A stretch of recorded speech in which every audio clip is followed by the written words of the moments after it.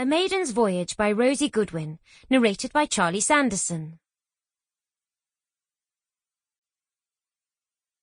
This book is in loving memory of Philip Howells, 20th of January 1933 to 17th of July 2018. A dear uncle and a very brave man. Rest in peace. Thursday's child has far to go. Prologue. December 1911. Oh, do hurry up. Father will be home soon. He took his dinner suit to the office with him so he could get changed there, and you know he'll be impatient to be off. Yes, miss.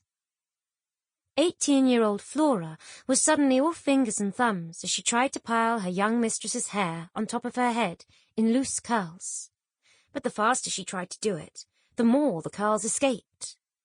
Constance's, or Connie as she preferred to be known, wild tresses seemed to have developed a life of their own.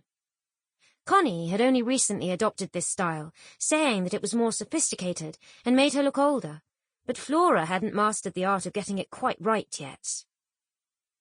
"It's just that you have so much hair," she muttered through a mouthful of pins. Connie grinned at her in the mirror of her dressing table.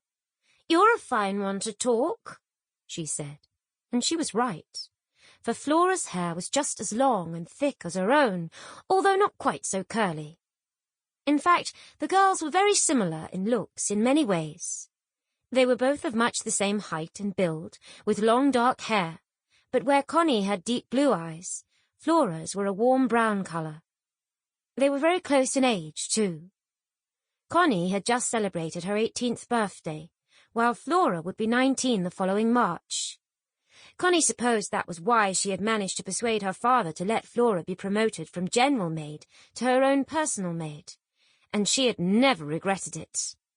It was nice to have someone her own age to help with her dressing and act as her companion. Since Flora had taken on the role, it had afforded Connie a lot more freedom. Her father didn't mind her going out so much if Flora escorted her, whereas before he had always worried if she were to go out on her own. "There, I think that's it," Flora breathed suddenly as she jammed yet another hair clip into the mass of springy curls. "What do you think, miss?" Connie turned her head this way and that, then smiled. "I suppose that will do nicely. I think you're getting the hang of it. But come along, I need to get dressed." She rose from the dressing table and moved across to the armoire that stood against the far wall of her bedroom, where the gown she'd had especially made. Sample complete. Ready to continue?